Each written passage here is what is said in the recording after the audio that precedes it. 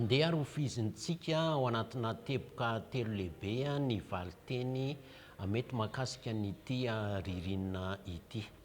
Ny teboka voalohany tsara ho fantarintsika aloha dia ny volana Jona, Jolay, Aogositra dia voafaritra ao anatin'ilay antsontsika hoe aty ririnina.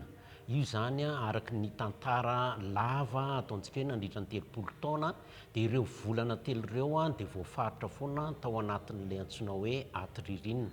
Ka ny zava-misy ao anatin'ireo raha miresaka maripanitsika dia eo amin'ny volana Jolay no tena ahitana ny maripana ambany indrindra amin'ireo volana telo ireo. Vao miala ny volana Jolay dia manomboka miakatra tsikelikely izany maripana izany.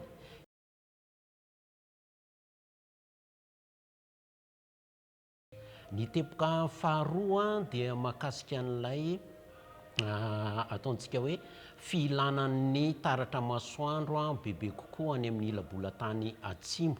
Zany hoe ao anatin'ireo volana telo ireo, ny volana Jona, Jolay, Aogositra ireo dia miilana kokoa any amin'ny ilabolatany avaratra ny taratry ny masoandro. Vokatr'izay dia mahatanjaka ny tsioka avy atsimo atsinanana no sady matevina. Ny tsara homarina ihany koa dia ireo rivotra ireo dia mandray anjara betsaka amin'ny rindran-damin'ny maripana amin'ny tany zany.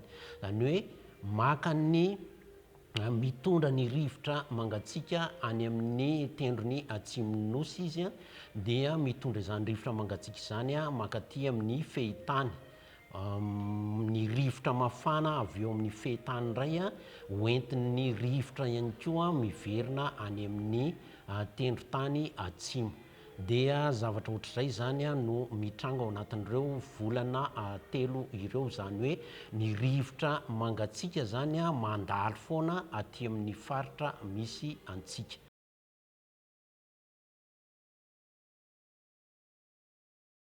Ny teboka fahatelo dia efa fantatritsika fa araky ny toetrandron'ny ririnina hatramin'izay, ny tantara nisy hatramin'izay zany dia ny Jona, Jolay, Aogositra dia voafaritra foana tao anatin'ny aty ririnina.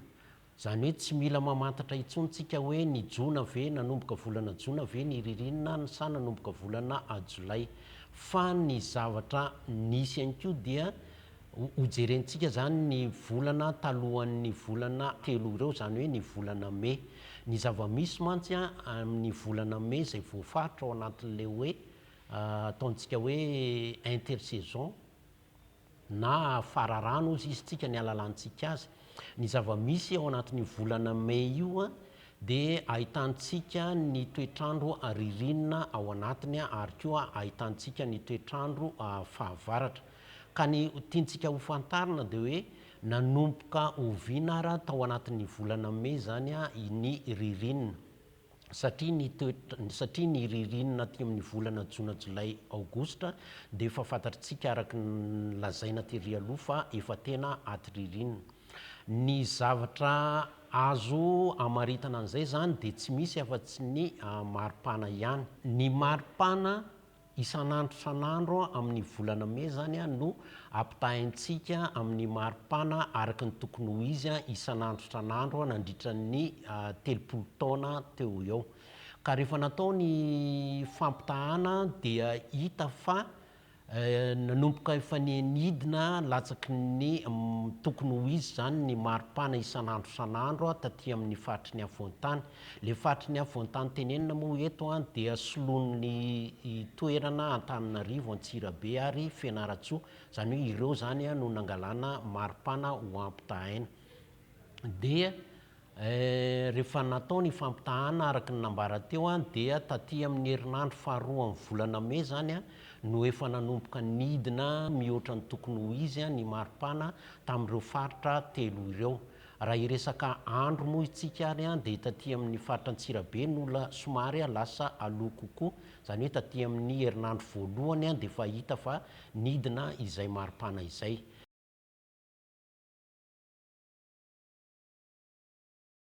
Efa nanomboka taty amin'ny herinandro faharoan'ny volana Mai zany a ny ririnina ho antsika teto avoan-tany.